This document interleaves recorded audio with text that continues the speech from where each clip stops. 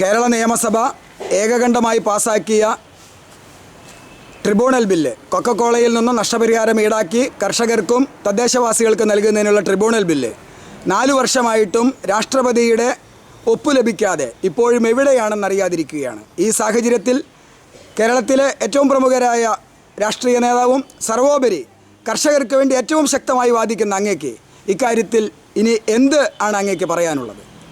എനിക്കൊരു യാതൊരു പ്രതീക്ഷയുമില്ല ഇത് കിട്ടുമെന്നുള്ള യാതൊരു വിശ്വാസവുമില്ല. അതാണ് എനിക്കതിൽ പറയാൻ കാരണം.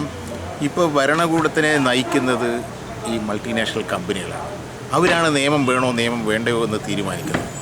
എന്താണ് പാർലമെൻറ്റ് പാസ്സാക്കേണ്ടത് തീരുമാനിക്കുന്നത് വരെ അവരുടെ കയ്യിലാണിപ്പോൾ നിൽക്കുന്നത്. അതുകൊണ്ട് അവർക്ക് ദോഷം വരുന്ന ഒരു നിയമവും ഇവിടെ പാസ്സാക്കാൻ അവർ സമ്മതിക്കില്ല.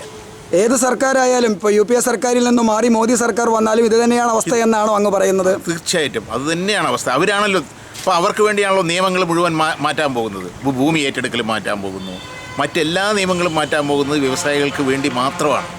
അതിനൊരു മുദ്രാവാക്യം വയ്ക്കുന്നത് വികസനം എന്നുള്ളതാണ്. എത്ര ആൾ മരിച്ചാലും ശരി, എത്ര ജീവൻ അപകടത്തിലായാലും ശരി, ആളുകൾ കൊഴിഞ്ഞു പോക്കാലും ശരി, മരണമാണെങ്കിലും കുഴപ്പമില്ല, വികസനം അതിൻ്റെ പേരിൽ ഈ വൻകിടക്കാർക്ക് സൗകര്യം ഉണ്ടാക്കി കൊടുക്കുക എന്നാണ് ഇപ്പോൾ ഭരണകൂടങ്ങളുടെ നയം.